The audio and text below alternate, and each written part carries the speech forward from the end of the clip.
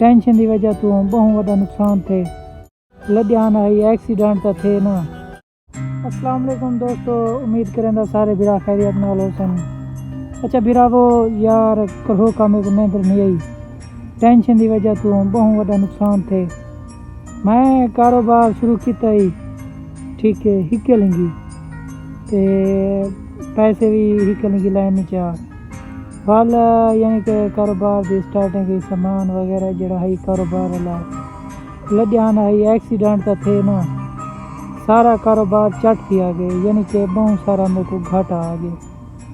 तो मैं तो को कारोबार दी दिखे ना तस्वीर वगैरह तुसा वाला देखो अंदाजा लो चौखे लो सी ते दसो बिल कितनी इन्वेस्ट किया उस यार कल हो कि मेरे को नींद नहीं आई। रात सारी रात टेंशन की वजह तो जागते रह गया।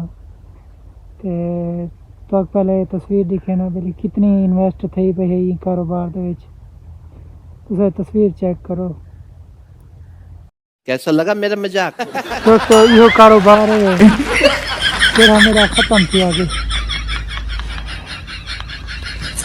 दे दो हाल किए लगे मेरा मजाक यार। एक कारोबार आए एक्सीडेंट की वजह तो बहुत सारा मेरा नुकसान आ गया।